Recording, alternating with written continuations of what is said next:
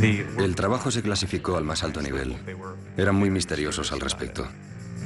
Había que ir a algún lugar al oeste, a aquel que más lejos pudiera estar. ¿Y cómo era la vida en Los Álamos? Bueno, como en cualquier otra comunidad. Salvo porque construíamos una bomba. Fabricábamos la bomba. Estábamos intentando inventar nueva ciencia. El hecho es que ningún científico había logrado nada como esto. Jamás. Había una guerra que ganar. ¿Pensaban que funcionaría?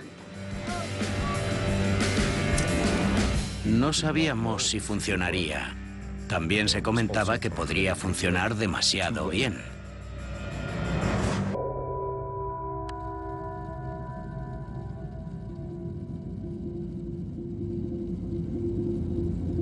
Sabíamos que el mundo no sería el mismo. Recordé una línea del sagrado libro hindú, el Bhagavad Gita. Ahora me convierto en la muerte, en el destructor de mundos.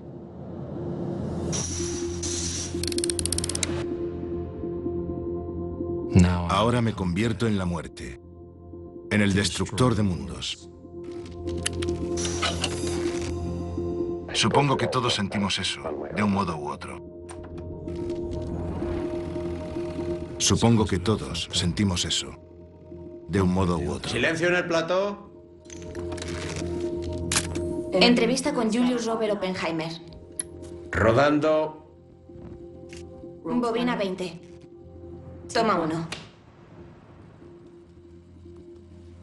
¿Construían allí un arma de destrucción masiva? Estábamos allí para construir un arma, cierto, pero también estábamos allí como científicos para divulgar información y aceptar las consecuencias. Eso fue algo heroico. ¿Y cómo empezó todo?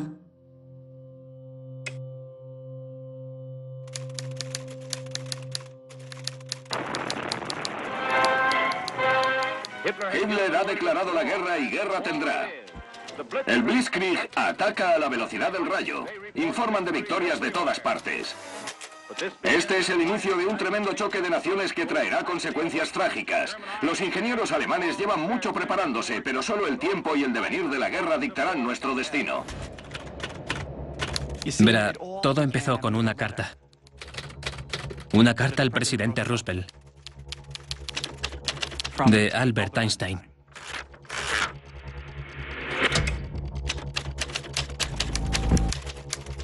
Le sugería que los alemanes estaban construyendo una superbomba.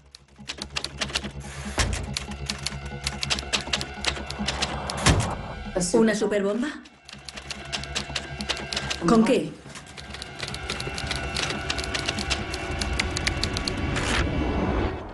El átomo.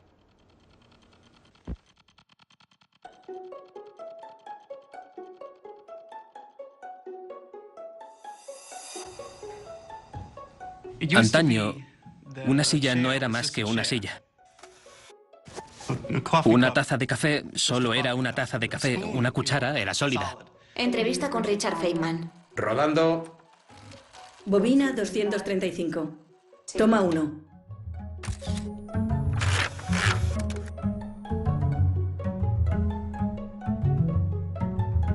Pero entonces, eureka. Esta taza de café está compuesta por átomos y estos por partículas más pequeñas, en constante movimiento y no puedes saber dónde están. Esta taza es una colección de infinitas posibilidades.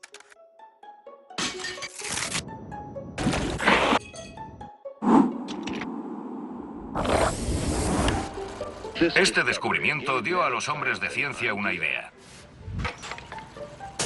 Si un átomo podía cambiarse a sí mismo, ¿por qué no iba a poder cambiarlo el hombre?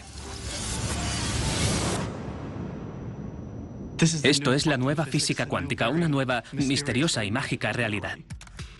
Si haces los cálculos, lo que une estos átomos es la fórmula de Einstein sobre la teoría de la relatividad. E igual a mc al cuadrado. Es un número muy, muy grande. Es el engranaje que mueve el Sol. Pero los peces gordos pensaron que era muy difícil dividir los átomos. Hasta que descubrimos que el uranio era bastante fácil de separar. ¿Y el resultado? La fisión nuclear. Y tachán, la era atómica llegó. Todos estábamos trabajando en eso. Alemanes, húngaros, suecos, daneses, estadounidenses, las mejores mentes de la física.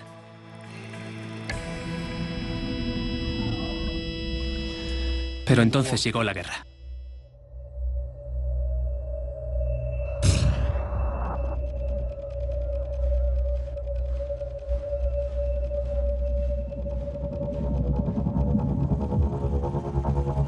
Todo el mundo, los más importantes físicos, e incluso niñatos universitarios como yo, sabíamos que las aplicaciones prácticas de la división de átomos podrían utilizarse para el bien o, ya sabes, para el mal. Había que asegurarse de que los buenos llegaran antes. Nosotros.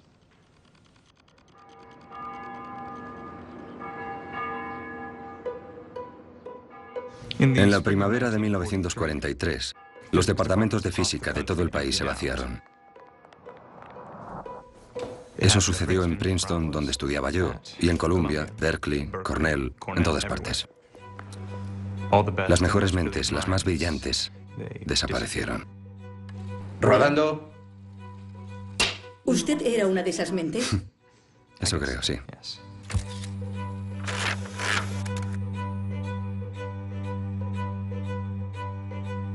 El trabajo se clasificó al más alto nivel. Eran muy misteriosos al respecto. Todos recibimos una carta. Había que ir a algún lugar al oeste, a aquel que más lejos de todo pudiera estar. Ponía que fuéramos al 109 de East Palace Avenue en Santa Fe, Nuevo México. Allí descubriríamos cómo terminar este periplo.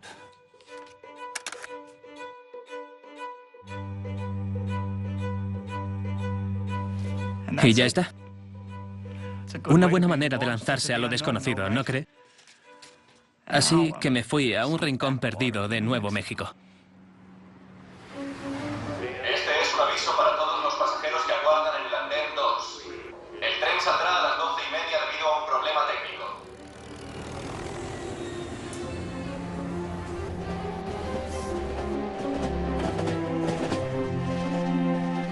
Georgia O'Keeffe dijo, el mundo es amplio en Nuevo México. Era muy tranquilo y precioso. Podías olvidarte de que estábamos en guerra. Pero la vida cambió. La guerra pasó a formar parte de nuestro mundo en primavera de 1943. Entonces empecé a trabajar en el 109 de East Palace. Se podría decir que yo era la portera.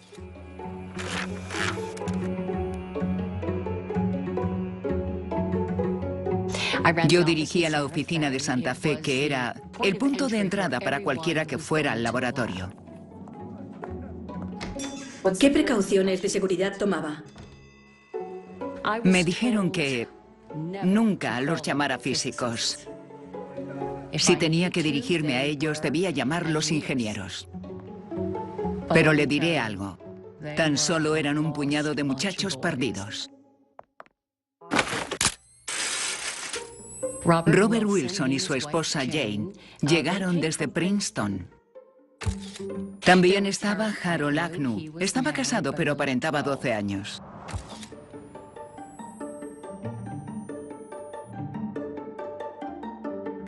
También Richard Feynman. Su mujer estaba muy enferma, tenía tuberculosis. Vino con él y le internaron en un sanatorio de Albuquerque.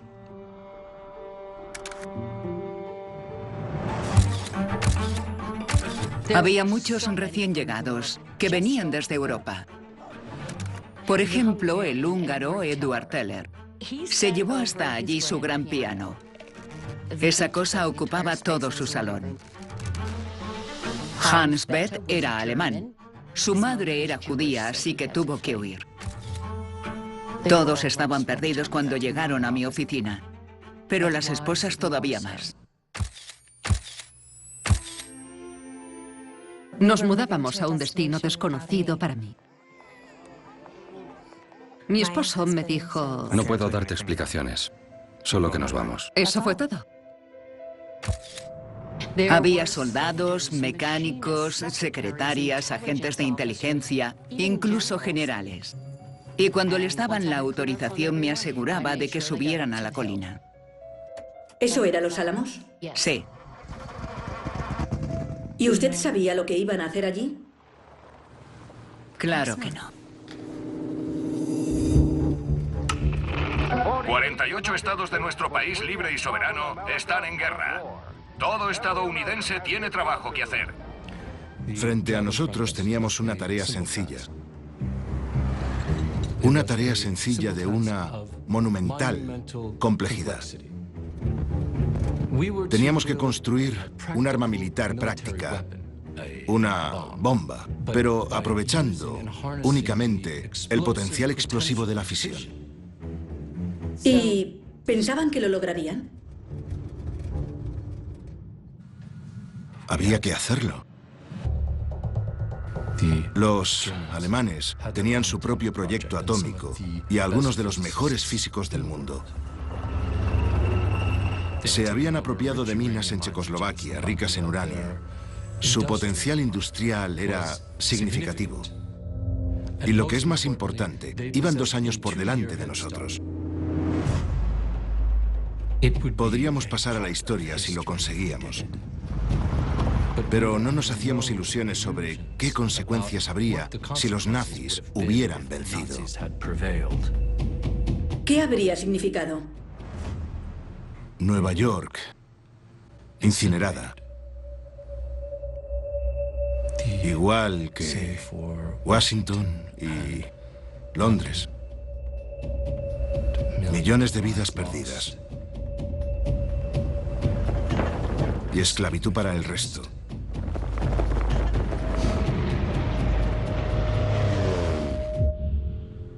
El abismo.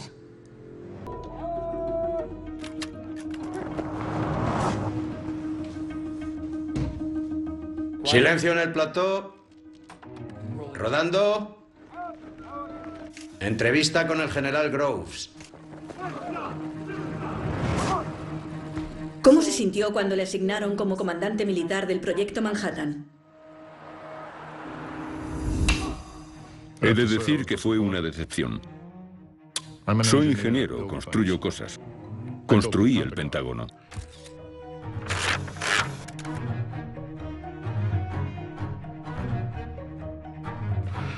Esperaba que me enviaran fuera a una zona de guerra. Yo no quería tener que quedarme a dirigir el proyecto de una bomba de pacotilla y perder la oportunidad de hacer algo importante.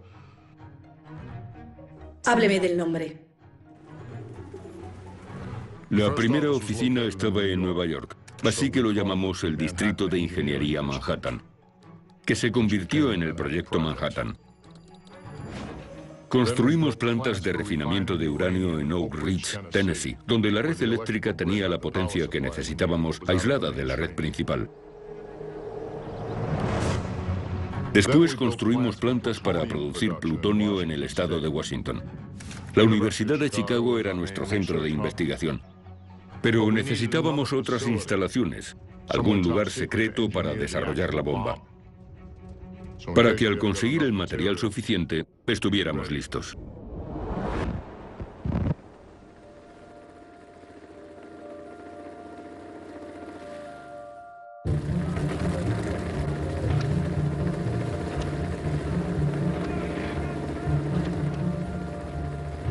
¿Qué pensó al llegar a Los Álamos por primera vez?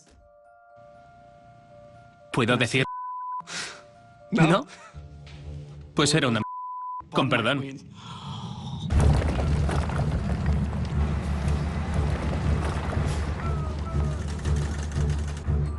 He de decir que me pareció precioso justo hasta que vi el campamento, ya que parecía más una obra en construcción.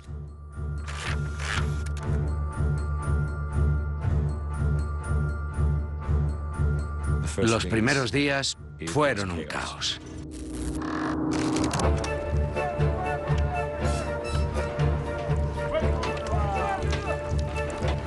Intentábamos construir un laboratorio de primera clase con metodologías arcaicas.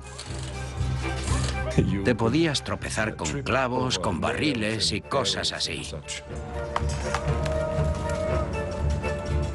Me decía a mí mismo, ¿dónde te has metido? Dormíamos en catres militares, con mantas en las que leímos usadas.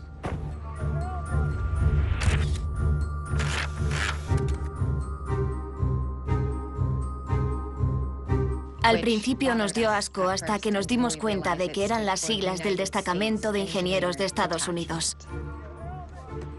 Bueno, no nos lo pusieron nada fácil.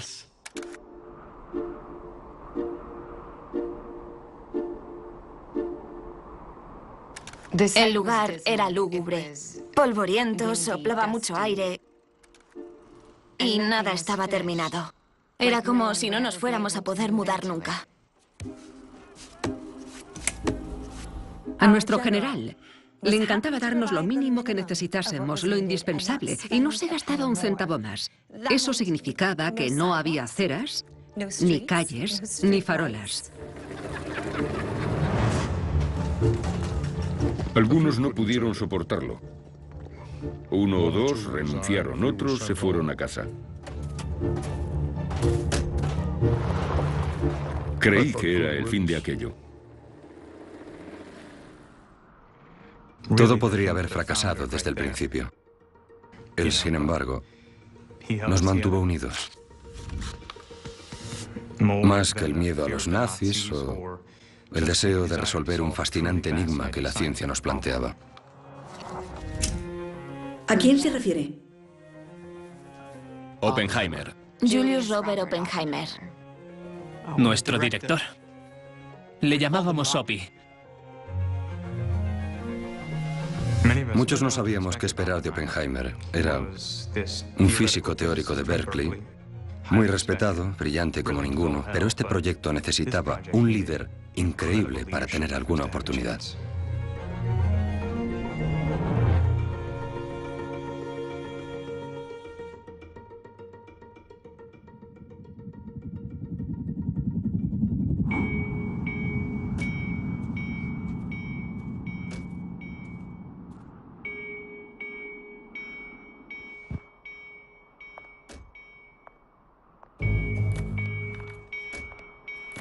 Entonces, llegamos allí. Y Oppenheimer nos reunió para darnos unos discursos. Era todo lo que se sabía sobre cómo construir una bomba atómica. Para empezar, les dije que trabajaríamos en dos dispositivos. Uno funcionaría con el isótopo radiactivo uranio-235 y el otro con plutonio.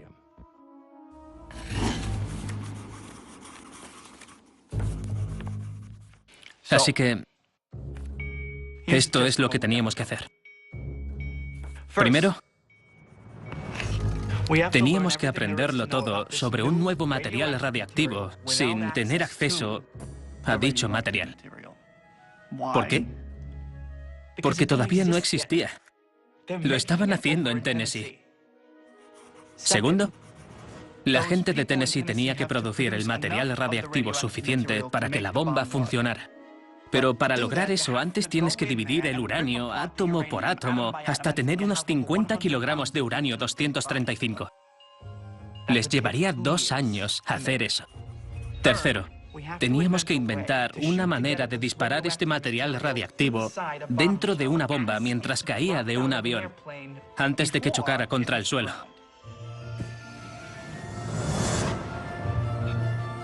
En unos segundos. Luego había que construir la bomba, asegurándonos de que funcionaba tal y como se indicaba en los planos. Aunque no sería así. Lo de a la primera no va con la ciencia.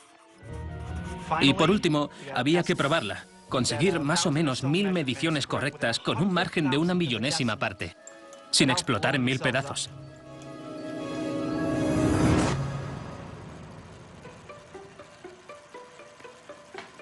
Solo así tendríamos la bomba. Tenía el mal hábito de referirme a ellas como bombas. No hacía más que interrumpirles para recordarles que las llamaran... El artefacto. El artefacto. El artefacto. Romántico, ¿no? Ningún científico había sido capaz de conseguir nada parecido. Nunca. En toda la historia. ¿Pensaban que funcionaría?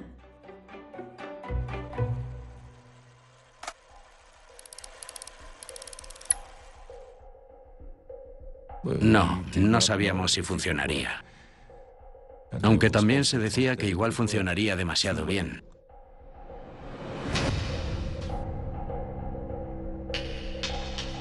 Yo planteé esa pregunta. ¿Y si la reacción nuclear era tan caliente que prendía la atmósfera?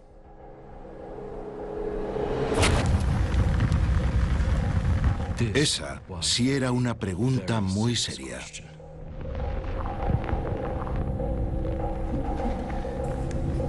Sí, también consideramos si el calor de una bomba atómica podría destruir la vida como la conocemos en este planeta.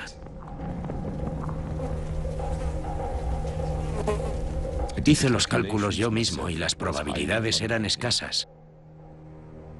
Pero la ciencia siempre esconde sorpresas.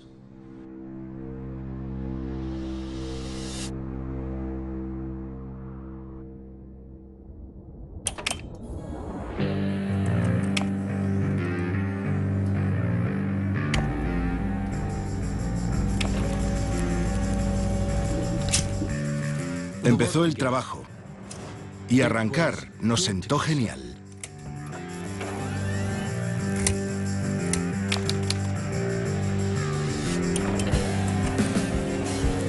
O sea que todos provenían de universidades. ¿Cómo fue fabricar un arma? Especialmente una tan aterradora como se pensaban que sería esta. Éramos solo unos pocos científicos, muchos inclinados hacia el pacifismo y la izquierda. La mayoría no fabricábamos armas. Pero extrañamente la sensación reinante no era de preocupación o temor. ¿A qué se refiere? Venga, eran las mejores mentes de nuestra generación. Estaba ahí con esos figuras tratando de averiguar cómo cumplir una tarea imposible para intentar ganar la guerra. Sí, estábamos emocionados. ¿Por hacer la bomba? Por ver si era posible. Buenos días desde la KRS de Los Álamos. Les traemos las noticias y anuncios de la colina. Hoy es jueves 15 de julio de 1943. La vida acabó siendo casi normal. Tan normal como cuando... ¿Estás en guerra? El presidente Roosevelt ha fechado la siguiente charla informal para el 28 de julio, donde se discutirá el progreso de la guerra y nuestros planes para la paz. Metida en un laboratorio secreto del que casi nunca salías. También les recordamos que por favor limiten su consumo de agua. La permanente escasez de agua te hacía elegir entre hacer la colada o bañarte. Un mensaje importante para nuestros ingenieros. La reunión obligatoria de las 8 de la mañana con el general Groves se traslada al pabellón Fuller. Y no teníamos ni idea de lo que nuestros maridos hacían. Y recuerden, cualquier desliz podría significar la diferencia entre la victoria y la derrota. Cuidado con lo que dicen y a quién se lo dicen.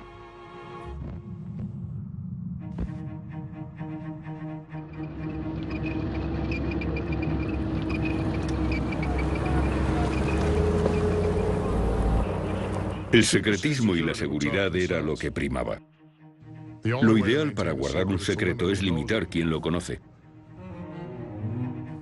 Yo no quería que las divisiones hablaran entre sí, pero Oppenheimer insistía en que los auténticos descubrimientos nunca se producen sin un flujo libre de información. ¿Qué quiere decir? La división teórica pasaba cálculos a los de química y metalurgia. Las de química y metalurgia preparaban el material para la división experimental. Y luego la división experimental entregaba sus resultados a las divisiones de artillería e ingeniería, que volvían a pasar esa información a la división teórica. el director autorizó la comunicación entre sus científicos y yo les puse tras una valla en medio de la nada. Así mantenía a las alimañas fuera y los secretos dentro.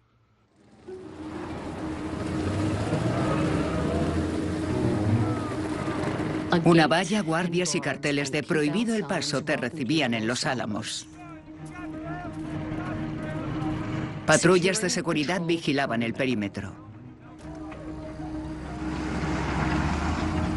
Y detrás de la valla exterior había otra valla.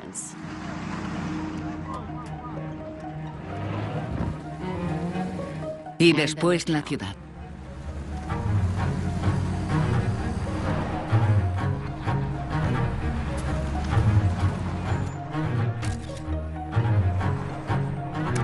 Había una tienda de alimentación,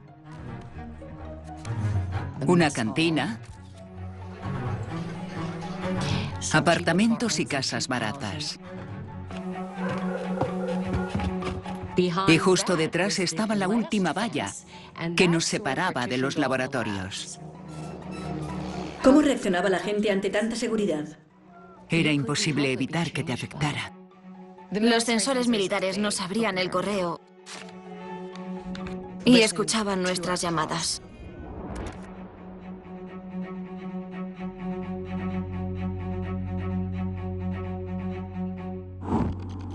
¿Mi opinión? La seguridad de Los Álamos era una pesadilla.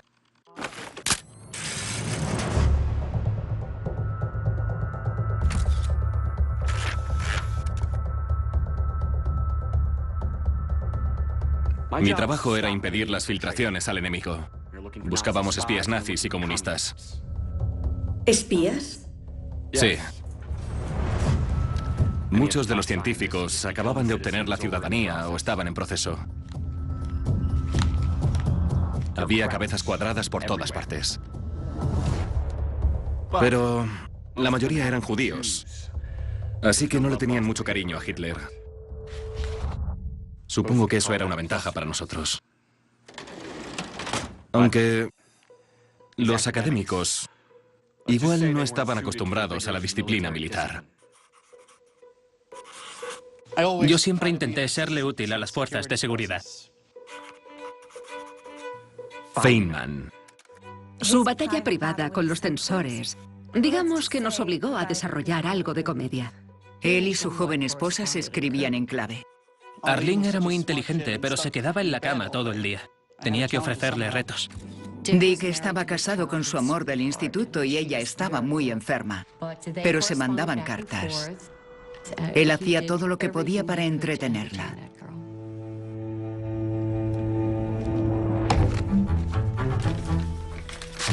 La censura prohibía el uso de códigos, claves y cualquier otro medio de espionaje.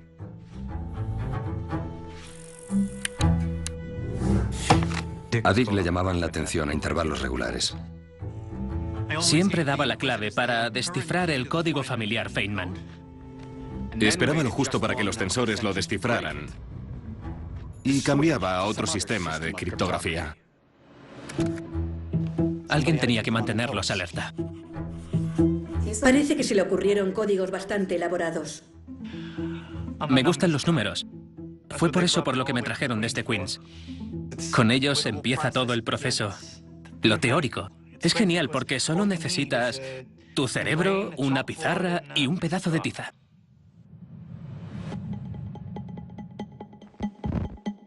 En resumen, los primeros meses, su equipo básicamente trabajaba con números. Hábleme de ello. De acuerdo. ¿Cómo se consigue que una bomba atómica explote? Ese era un terrible problema. Requería unos cálculos increíblemente difíciles y unos problemas de ingeniería terribles. Explíquemelos. Es muy técnico. Estoy intentando entender lo que hicieron. ¿Estás segura? Sí. De acuerdo. Bien, primero consideremos una rápida cadena de reacción de neutrones. En 1 kilogramo de uranio 235 hay 5 por 10 elevado a 25 núcleos. Y a cada lado de la barrera entre material activo e inactivo, si los radios son iguales, se necesitarían aproximadamente n igual a 80 generaciones para fisionar todo el kilogramo. Y como R es igual a R, la inclinación debe ser igual. Usamos la siguiente ecuación para averiguar la masa crítica. K. K por R, por el coseno de K, por R más R, entre R'. Entre 1 menos R. Entre R'. Multiplicado por el seno de... Y por R. Igual a 0. 0. Igual a 0. ¿Se despeja la K? ¿Lo ha entendido? No. Está bien, pues... ¿Y si intenta explicármelo en cristiano? La física en teoría es simple, ¿no? Tienes que reunir el suficiente material radiactivo en un solo lugar y alcanzar la masa crítica. La masa crítica es la cantidad mínima de material necesaria para crear una reacción de fisión autosuficiente. Fisión. Cuando un neutrón choca con ese material radiactivo, el átomo se divide, liberando energía y creando 2 o 3 neutrones que dividen más átomos. Con la masa y densidad adecuadas es una reacción autosuficiente. Y ¡boom! Para conseguirlo, se cogen 2 piezas de material subcrítico y se juntan muy rápido. Por ejemplo, en una pistola. La velocidad es clave. Todo pasa en 1 millonésima de segundo, así que hay que hacerlo todo a la vez. Si no... Lo llamábamos chisporroteo. ¿Cómo? Chisporroteo. Disculpe, ¿me lo repite? Un fiasco. Lo que hicimos los primeros meses fue intentar averiguar las cantidades. ¿Cuánto material necesitábamos? ¿A qué velocidad había que juntarlo? ¿Y cómo tenía que ser de puro? Eso implicaba resolver problemas muy difíciles, incluso para los físicos más brillantes en las mejores circunstancias. Y las nuestras estaban lejos de parecerse a las mejores. Intentábamos inventar nueva ciencia en condiciones que estaban lejos de ser ideales, sin contar con los materiales que necesitábamos. Y luchando contra el reloj.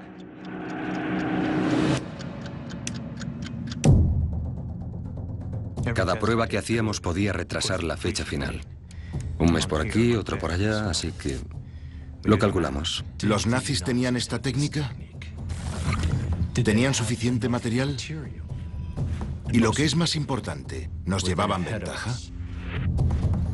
Cada día nos esperábamos lo peor. ¿Y qué era lo peor? Hitler. Con la bomba.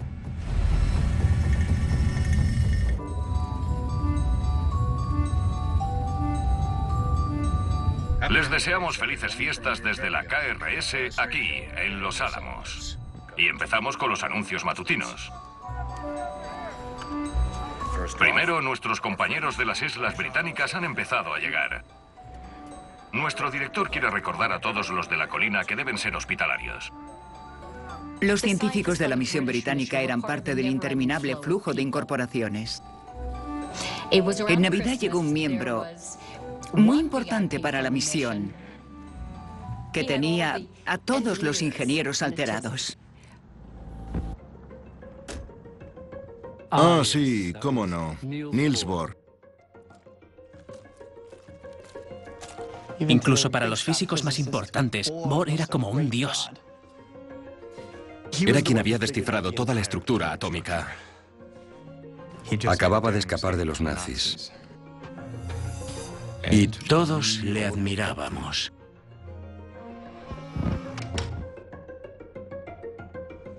¿Qué se trató en la reunión? Bohr habló del futuro del artefacto. Esto era nuevo, ni siquiera nos habíamos parado a pensar qué pasaría tras la guerra si teníamos éxito. Estábamos construyendo un arma de destrucción masiva para destruir civilizaciones. Él explicó que este artefacto acabaría con todas las guerras.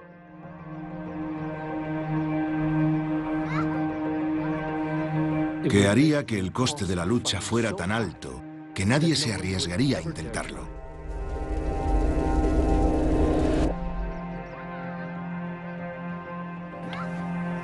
Él dio esperanza a nuestra empresa cuando muchos estaban inquietos. Ojalá se pudiera haber quedado. Pero había que averiguar si el artefacto funcionaba.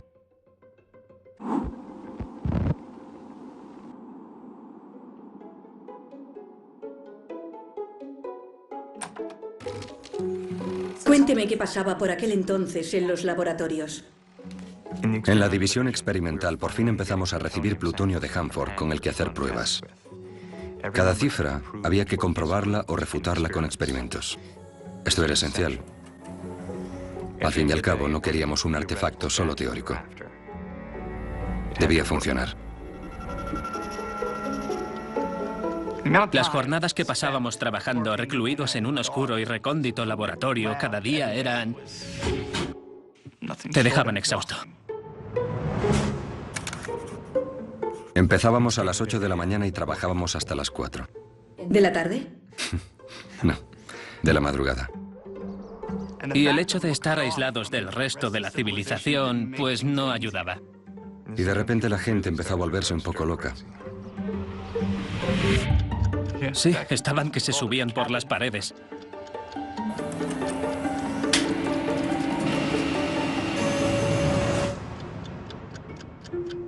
Pero no trabajábamos los domingos.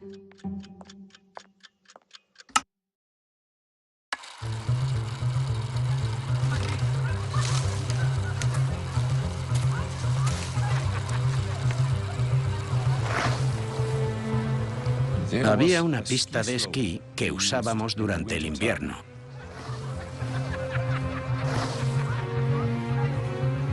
El aire fresco de Nuevo México nos despejaba.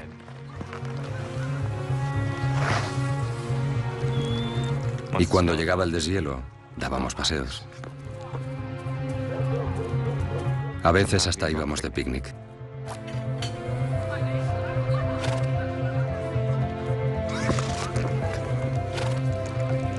La gente encontró todo tipo de métodos para desfogarse.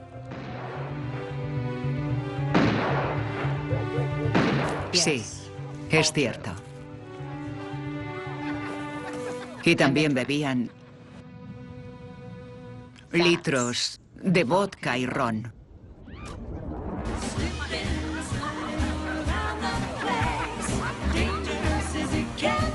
Todo lo que se encontrasen.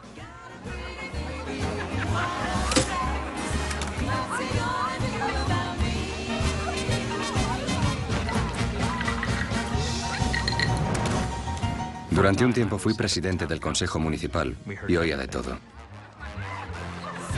Hubo un brote de gonorrea y tuvimos que informar de que ciertas WACs, mujeres del cuerpo auxiliar, estaban ofreciendo sus dotes frente al laboratorio. Era como cualquier otra comunidad. Había virtud y vicios. Solo que construíamos una bomba. Bueno, construíamos la bomba. Pero entonces, creo que fue... la primavera del 44. Ese año nos llegaron nuevos datos. Yo no sabía qué problema había. Era grave. Era grave. Robert parecía enfermo. ¿Cuál era el problema? Los números no cuadraban.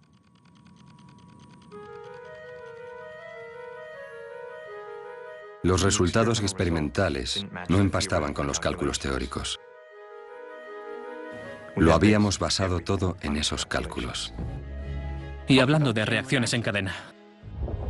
Nuestro diseño para la pistola de plutonio no funcionaría. Fisionaba demasiado rápido. Las piezas nunca se unían a tiempo antes del chisporroteo. ¿Siempre era un chisporroteo? Sí. Nuestro trabajo... Todo nuestro trabajo. Corría peligro. Teníamos problemas. Hubo que descartar absolutamente todo. Nos preguntábamos si habíamos perdido la guerra.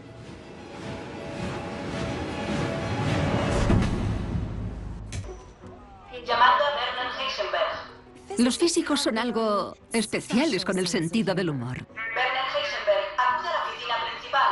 Werner Heisenberg. Así que cuando instalaron la megafonía en el área técnica, ¿qué es lo que hicieron? Una chica llamaba repetidamente a Werner Heisenberg. Werner Heisenberg. Werner Heisenberg. Hasta que alguien por fin le dijo a la pobre que ese era el director del programa de la bomba nazi. Llamando a Werner Heisenberg. Werner Heisenberg. No me iba a enfadar por cosas como esa. Tenías que reírte. El ejército de Hitler está usando todos los trucos que conoce. Las fuerzas aliadas se retiran mientras los nazis avanzan por el bosque y los suministros... Estábamos en medio de una horrible guerra. Más de 4.000 soldados estadounidenses han caído en la batalla en el norte de Italia. Nuestros maridos se estaban enfrentando a un problema horrible. ¿Qué es lo que haría cualquiera en esa situación? Sí, todas las esposas estaban preñadas.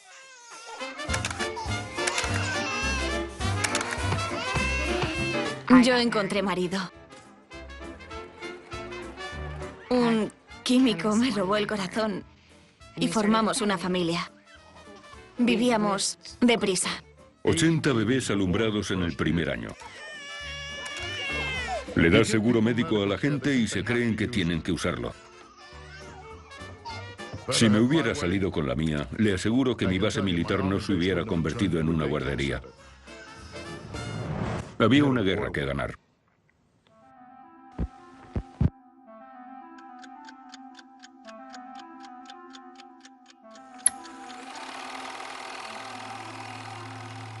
En ese punto ya llevaban un año con el proyecto.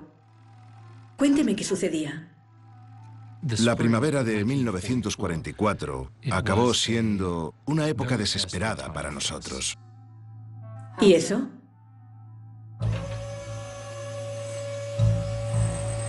La producción de uranio 235 era irritablemente lenta y no podíamos cambiarlo.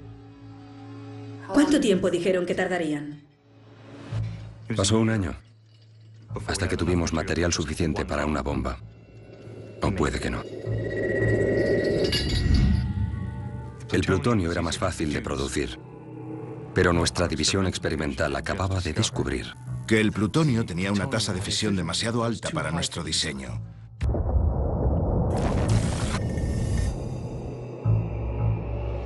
Para el diseño de cualquier pistola. ¿Qué significa eso?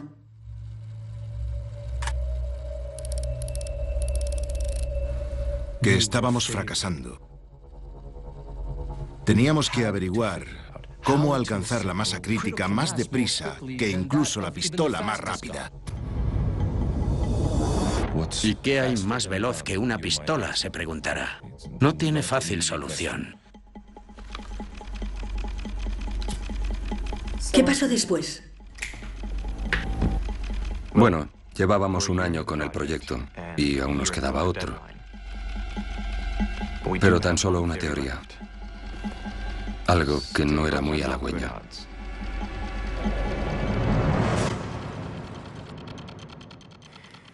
La formuló un científico de Caltech.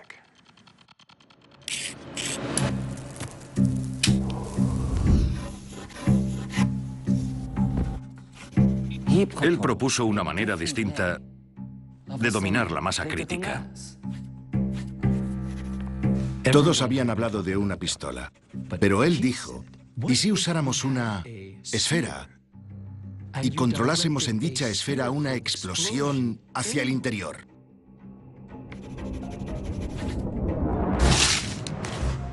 Nadie aprobó la idea. ¿Por qué? Porque tendría que ser perfectamente simétrica. No, era imposible. El ejemplo que usábamos era intentar estrujar agua con las dos manos. Una locura. Y era fascinante por esa razón. Aún así, yo no estaba dispuesto a desperdiciar ni las más locas ideas. ¿Y qué es lo que hizo? Que se pusiera a trabajar en ello. ¿Y? Siguen sin valer los tacos, ¿no? El trabajo fue un desastre. Su única ventaja era que se trataba de la última idea que podía ayudarnos. Sí, o conseguíamos la implosión o era el fin.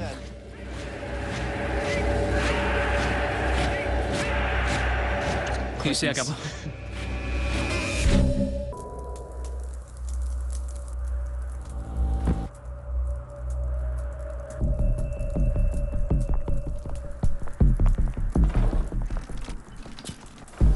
Nos reunimos con grandes científicos para hablar. El problema recurrente era... ¿Va por delante el enemigo?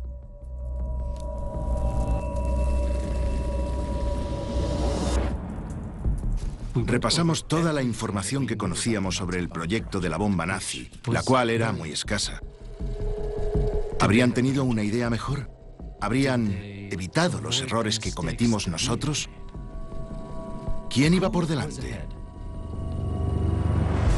Era una discusión imposible. Intentábamos obtener probabilidades no basadas en ningún dato. ¿Y qué hicieron?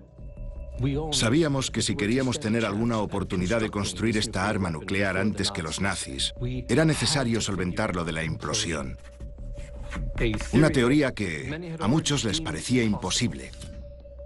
¿Y cómo iban a hacerlo? ¿Qué decidieron? Quedó más que claro que hacía falta sangre nueva.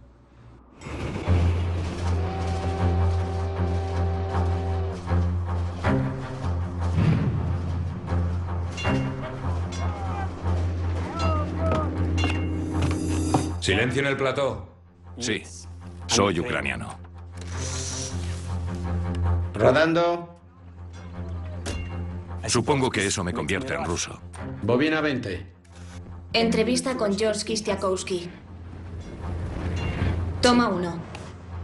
Venir a este país me hizo muy feliz.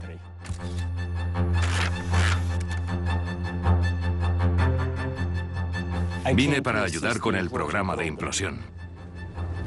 Tenía una tarea imposible, pero no iba a fracasar ante lo imposible. Traer a Kisti fue solo el inicio. Todavía nos quedaba rehacer todo el laboratorio. Oppenheimer, y yo estuve de acuerdo, decidió dedicar la mayoría de los recursos del laboratorio a solucionar el problema de la implosión. Y creíamos que antes estábamos ocupados. Y de nuevo la población creció. Casi sin darnos cuenta, se habían apropiado de otra pradera. Era como una pequeña ciudad. Todos los científicos estaban muy motivados para conseguir el objetivo. Y todo dependía de una sola cosa. ¿Y qué era? Llegar a entender la implosión.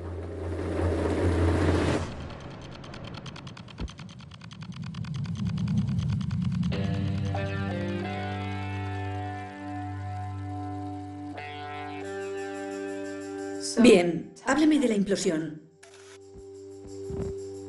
¿Por dónde se empieza?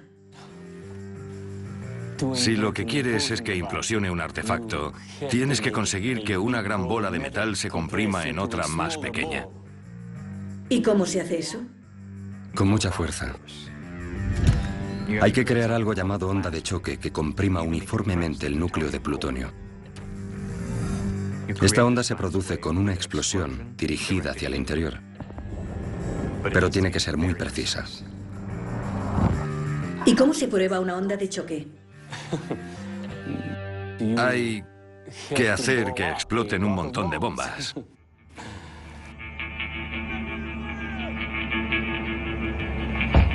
La única forma de hacer explosivos en las cantidades que necesitábamos era con batidoras industriales de las fábricas de caramelo. Los explosivos plásticos y el caramelo tienen una consistencia sorprendentemente similar. Era una buena herramienta. Nos lo inventábamos sobre la marcha. A quien trabaje con explosivos, no le apetecerá decir esto. Pero ¿cómo íbamos a crear una onda de choque de miles de millones de kilos? Algo que me preocupaba era que para transportar los explosivos al lugar de trabajo, tenían que cruzar la ciudad.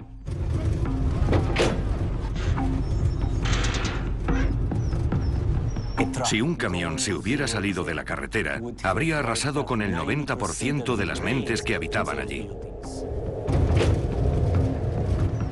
Además, no podemos olvidar lo que había en esos edificios. Ese material era radiactivo.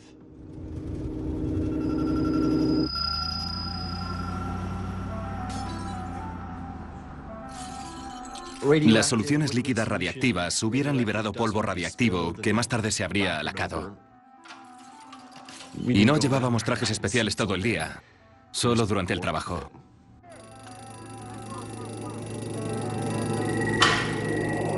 Teníamos un club. Era TMP. O lo que es igual, tú meas plutonio. Así medían quién había estado expuesto. Es que era impactante ver el riesgo que corrías. Una de las pruebas consistía en apilar barras de uranio diluido y después calcular la masa crítica. Luego, cuando teníamos más material, usábamos una polea para juntar dos piezas de material subcrítico hasta casi rozarse,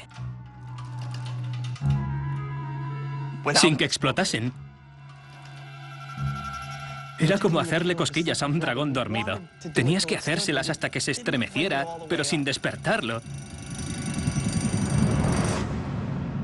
Si ocurriese, te freiría. Literalmente.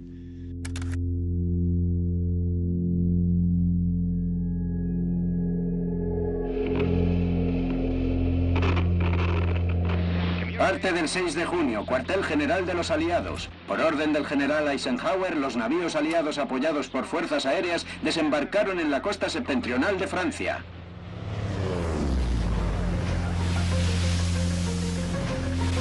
Las tropas desembarcaron en Normandía. La ofensiva de los aliados se ha... Patton se estaba abriendo paso por Europa. Gran victoria que... Hitler estaba arrinconado. Pero la guerra en el Pacífico contra los pilotos kamikaze se volvió encarnizada.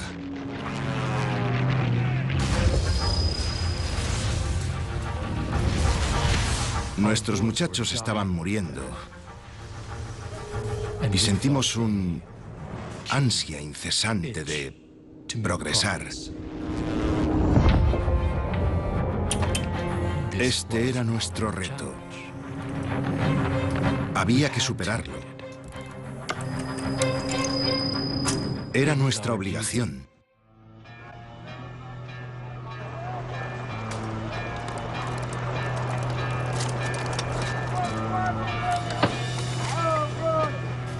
¿Cómo se consigue una perfecta y redonda explosión para adentro? No tengo ni idea. Ilústreme. No puedes cubrir sin más una bola con explosivos porque la detonación sería inviable.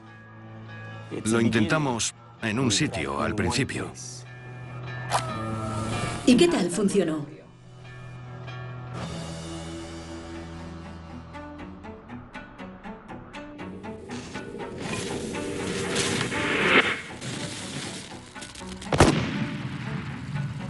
¿Y bien? Una onda de choque asimétrica, eso conseguimos. ¿Y una onda de choque asimétrica no está bien? No. Estaban produciendo pomelos aplastados.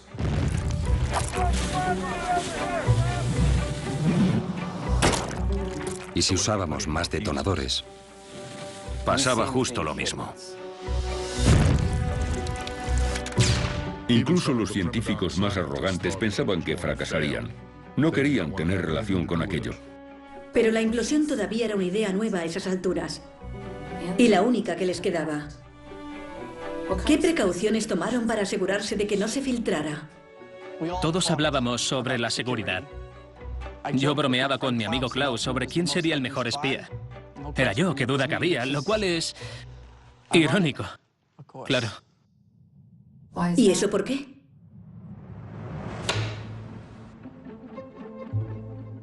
Diga su nombre a cámara, por favor. Emil Julius Klaus Fuchs.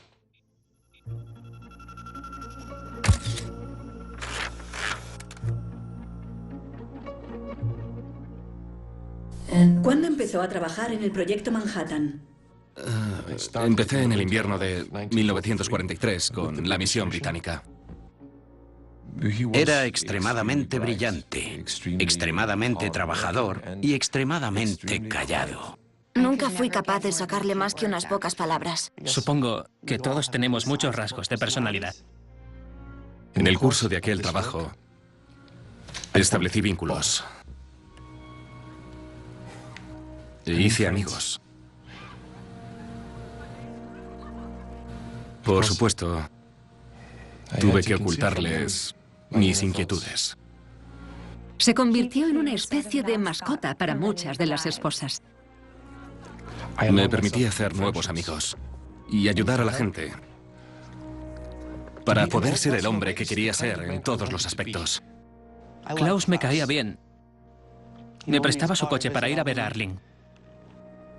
Cuando te racionan la gasolina y no hay neumáticos de repuesto, eso dice mucho de ti. Me sentía dividido. Para que lo entienda, era como si fuera posible controlar la esquizofrenia. ¿Y qué había en el otro cajón? ¿Qué ocultaba?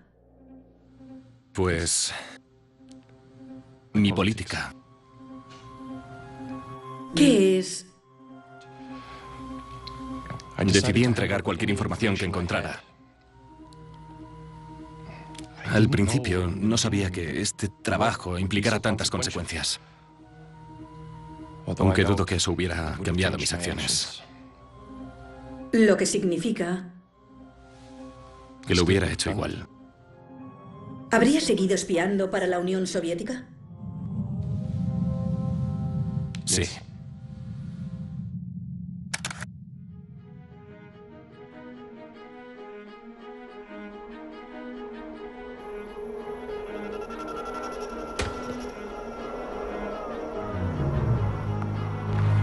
En septiembre de 1944 no habíamos avanzado demasiado solucionando el problema de la implosión.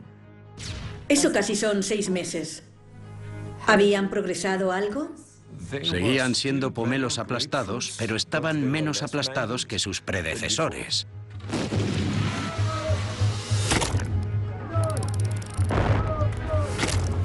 ¿Cómo justificar 2.000 millones de dólares malgastados ante el subcomité del Senado? Veamos. ¿Y cómo se hace una onda simétrica? Hay que centrarla de alguna manera. ¿Cómo? Y entonces, eureka, el momento llegó. ¿Y si usamos una lente? ¿Una lente? Lo importante no es el aspecto de una lente, sino lo que hace, que es concentrar la luz. O en nuestro caso, la onda de choque. No era una lente hecha de cristal, sino de explosivos. Cubrimos con muchas capas de explosivos el núcleo de plutonio para que un explosivo rápido se topara con otro cuya reacción fuese más lenta. Esto concentraba la fuerza hacia adentro, alcanzando la masa crítica, que inicia la reacción en cadena.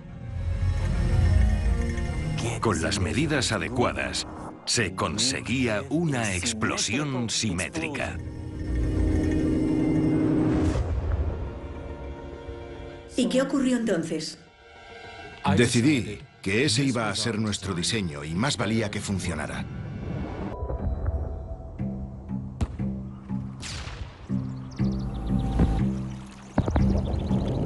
En la primavera de 1945, se podía oír durante el día y durante la noche.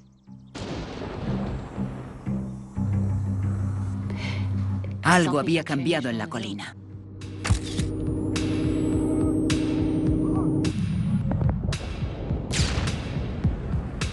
En abril, fuimos capaces de producir implosiones que eran regulares y simétricas. ¿No hubo más pomelos aplastados?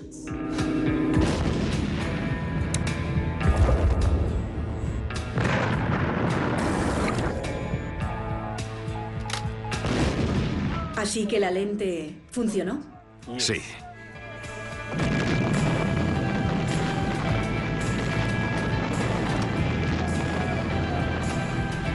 Nos reivindicamos. Sentimos que podríamos triunfar por primera vez en mucho tiempo. Era prácticamente un éxito. ¿Y qué era lo siguiente? Programé un ensayo.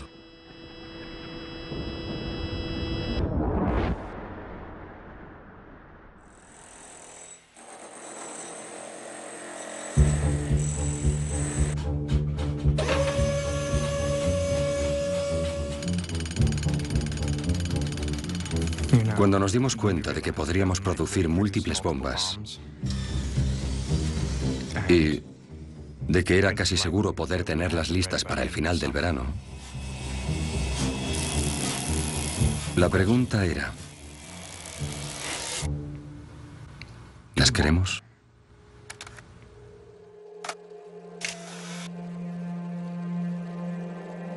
¿Qué quiere decir? Fui criado como cuáquero. Me considero un pacifista. Le parecerá raro que un pacifista haya trabajado en esta arma.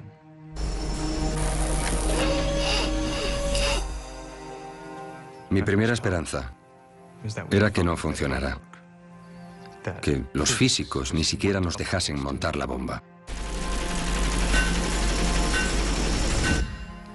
Pero, bueno, Hitler me daba mucho más miedo. Me sentía más seguro sabiendo que Roosevelt estaría a cargo de todo.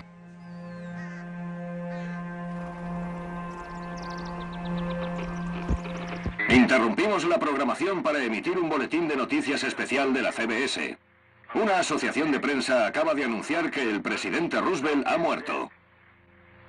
Por ahora solo se sabe que el presidente falleció en Warm Springs, Georgia. ¿Cómo reaccionó ante la noticia? Sentí terror. A las 19:09 horas, Harry S. Truman juró el cargo de presidente y asumió responsabilidades para las que no ha podido ni prepararse ni informarse.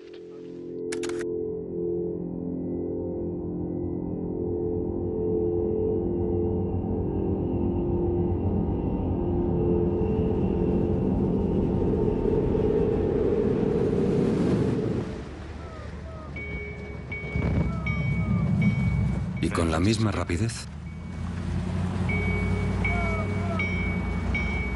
Hitler también desapareció.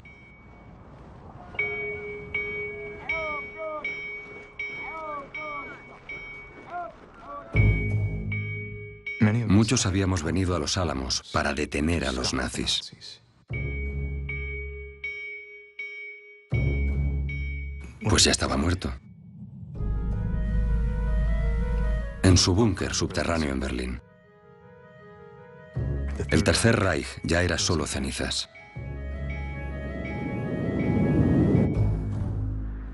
Más tarde descubrimos que el proyecto de la bomba nazi no había fructificado. Nunca fue una amenaza real. Así que teníamos un nuevo presidente. y diferente enemigo. Solo teníamos unos meses para probar el arma sobre el terreno. ¿Por qué hacíamos eso? Los japoneses no tenían la bomba y lo sabíamos. Yo quería detener a Hitler. Era más difícil aceptar la responsabilidad por la destrucción de Tokio. La nuestra era el arma del terror. No se lanzaba contra un tanque, sino donde más daño podía hacer. Sobre civiles en una ciudad. Así que los convoqué a todos para que habláramos del impacto del artefacto. ¿Y? Había tensión. Muchos pensábamos que nunca la usaríamos. Y entonces habló Oppenheimer. ¿Qué fue lo que les dijo? Todos sabíamos que nos movilizábamos por aquel entonces para la invasión de Japón. Millones de vidas estadounidenses estaban en juego. Podría haber dicho eso. Pero les hablé de corazón y les dije que la bomba tenía que ver la luz. La única manera de que su potencial de destrucción pudiera ser comprendido y por tanto controlado era si se le daba uso.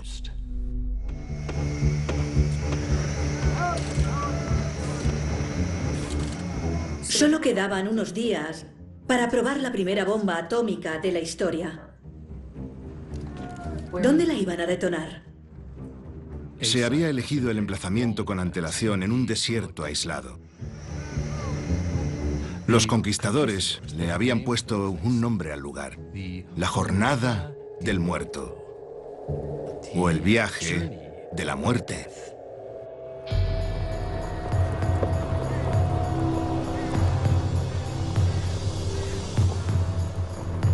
Opie bautizó la prueba con un nombre en clave: Trinity. Solo Oppenheimer podía haber ideado algo tan teatral.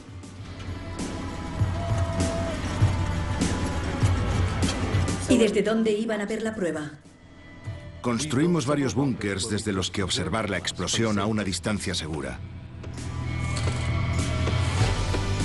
Todo el mundo trabajaba hasta dejarse la piel.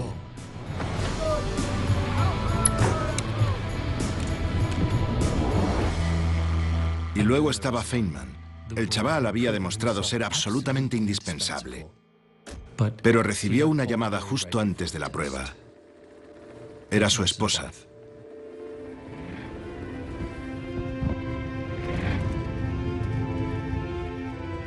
Ya tenía tuberculosis antes de casarnos.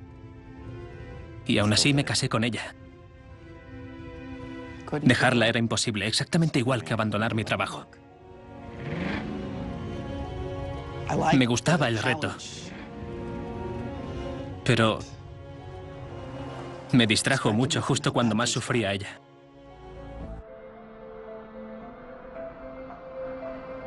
Cuando murió, estuve a su lado. Pero por poco no llego. Había dejado que el trabajo me consumiera. Pero... bueno.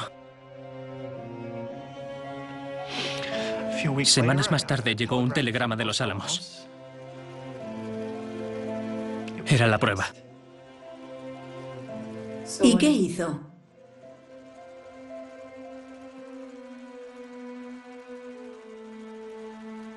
Cogí el siguiente tren al oeste.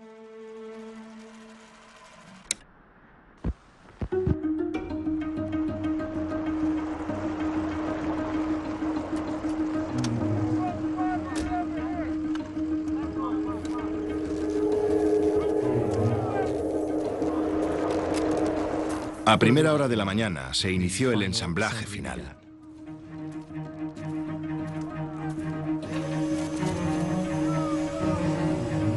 ¿Fue entonces cuando se colocó el plutonio dentro de la bomba? Sí.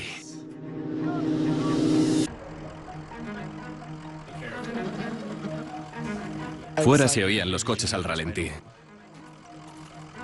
Nuestra escapatoria, por si la cosa se torcía.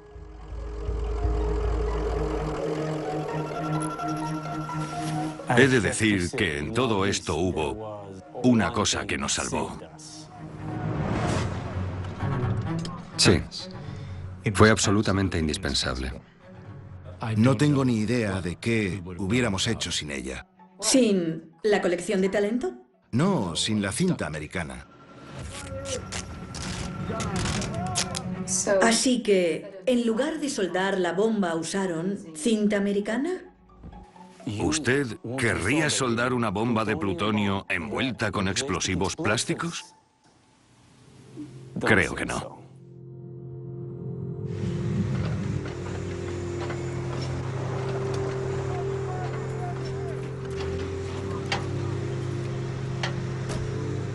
Ese sábado llegó el momento de izar el artefacto.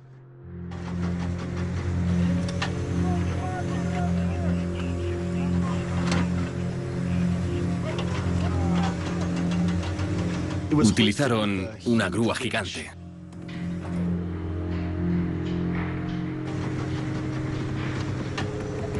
Intentaron tranquilizarnos colocando una montaña de colchones alrededor de la torre. Gran idea.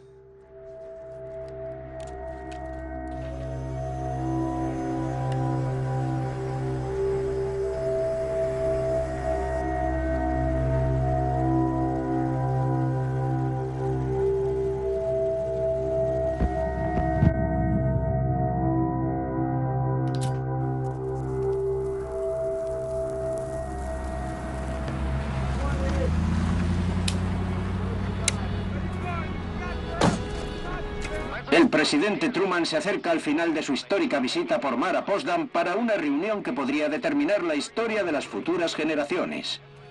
¿A qué hora programó la prueba? La hora T-0 se había fijado a las 4 de la mañana. Pero...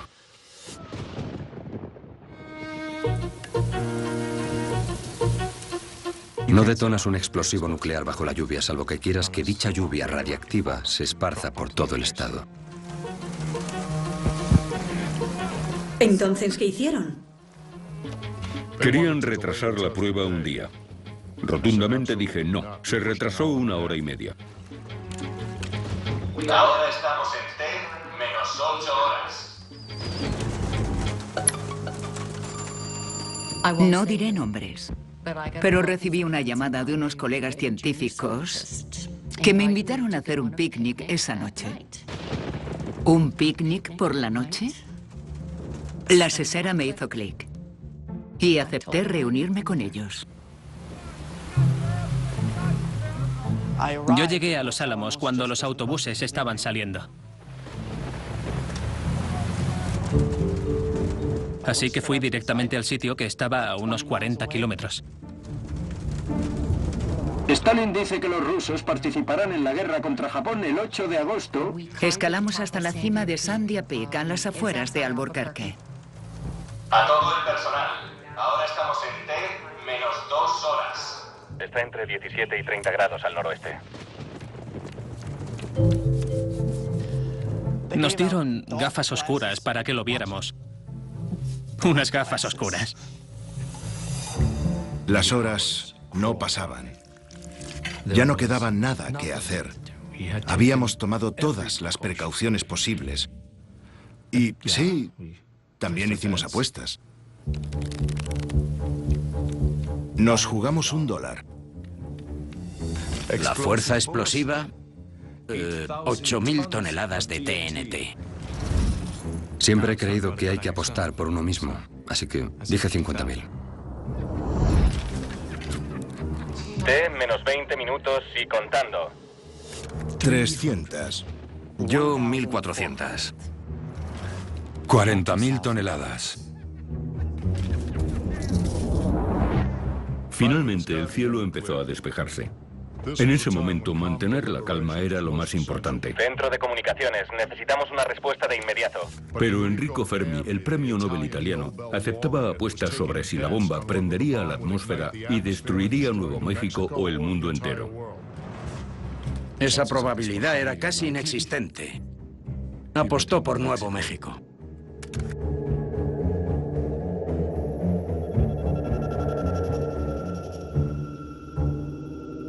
T-menos 30 segundos y contando.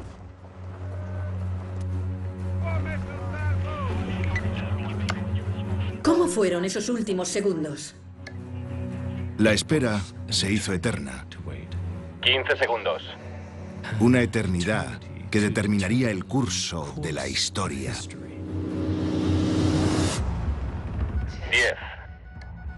9, 8, 7, 6, 5, 4, 3, 2, 1. Rodando. A veces pienso, ¿qué habría sido del mundo si no lo hubiéramos conseguido? Cada acción implica una elección, y en cada elección hay una especie de pérdida. Pérdida de lo que no hicimos. De haber fracasado, sería imposible considerar todas las alternativas. Pero no fracasaron. No, le aseguro que no. Funcionó. 3, 2, 1.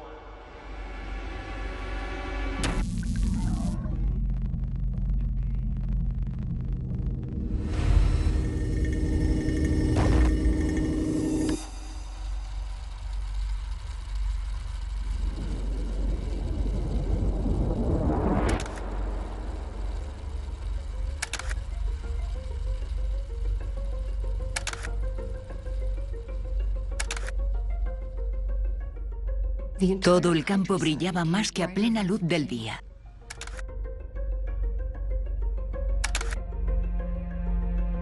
Hubo un tremendo fogonazo, tan brillante que me agaché.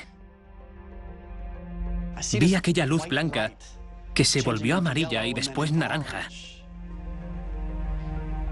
Las nubes aparecieron y desaparecieron. Aquello fue increíble. Como el fin del mundo.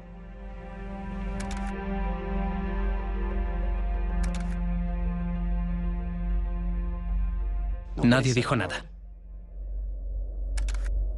Todos lo observamos en silencio.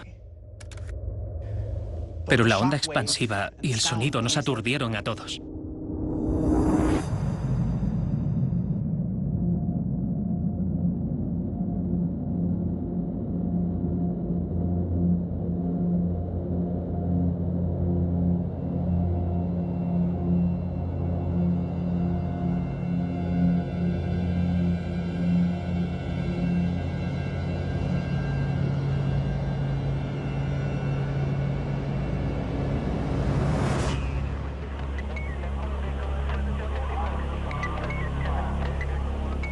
Un hombre que tenía al lado, un periodista, al que Groves había invitado, dijo, ¿qué ha sido eso? Yo le dije, eso ha sido la bomba.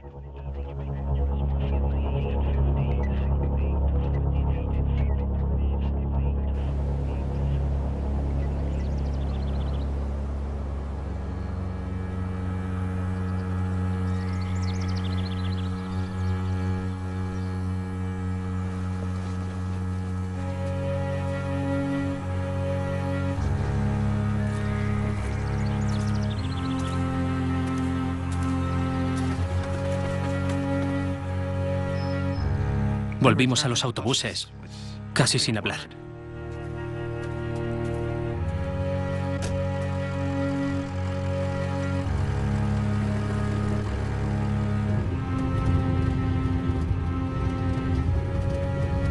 Sabíamos que la siguiente explosión nuclear no iba a ser un experimento.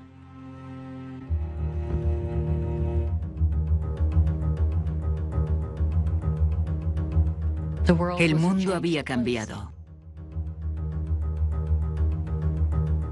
El sol salió 2 veces aquel día.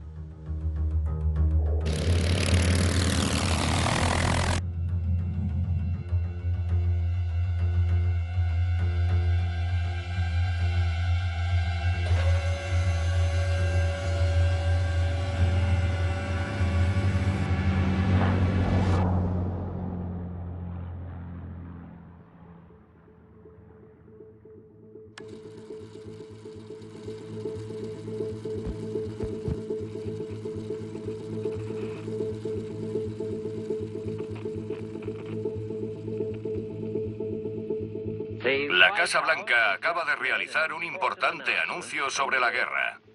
Y para traerles esta historia interrumpimos la programación para contactar con Washington. ¿Cuál fue su reacción ante la noticia? Acabo de regresar de la Casa Blanca, donde han anunciado que Estados Unidos ha usado una bomba atómica, el explosivo más potente jamás desarrollado. Su capacidad sigue tentando a la imaginación humana. Al parecer el daño fue tal que los japos no estaban seguros de qué les había atacado. Se habla de bombas en plural, aunque el cuartel general nos ha dicho que solo se lanzó una bomba. Tokio ha admitido que la bomba atómica ha causado importantes daños en Hiroshima. En Washington y otras capitales se especula sobre la nueva bomba y sus posibilidades. La bomba atómica ha explotado en Nagasaki, Japón. Esta bomba borró la ciudad del mapa con reverberaciones políticas en todas las capitales del mundo. A las 10:58 la bomba explotó sobre la ciudad y en el imponente hongo, Japón pudo leer su condena. Miles de participantes en el proyecto recibieron la noticia igual de sorprendidos e eufóricos que el resto de sus compatriotas, pero continuaron trabajando sin celebrarlo. Sin duda más tarde contaremos con más cifras y descripciones del daño causado cuando el cielo se despeje lo suficiente para que nuestros pilotos vean los resultados de su trabajo.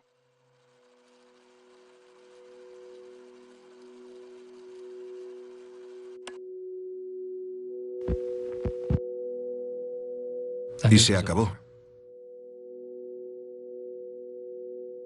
Los japoneses firmaron su rendición incondicional a bordo del USS Missouri.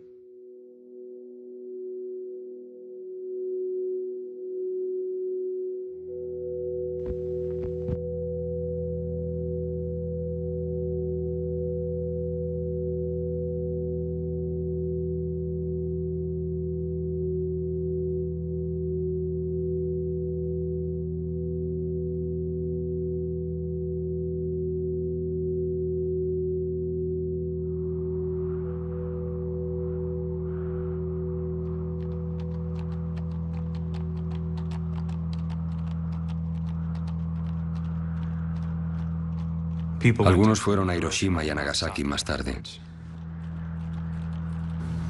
30 días después.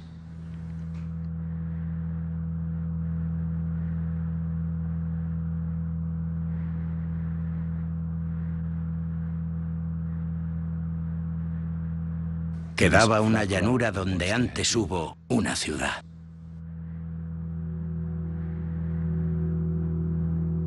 La idea de que un solo avión y una sola bomba pudieran hacer eso era algo nuevo.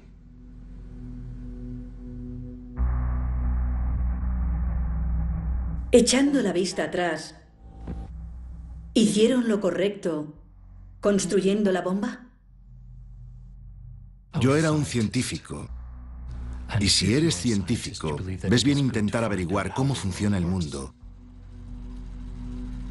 Intentar entregarle a toda la humanidad el mayor poder posible para controlar el mundo de acuerdo con sus luces y sus valores. La bomba pertenece al mundo y a las personas. Ellos son los que decidirán cómo controlarla.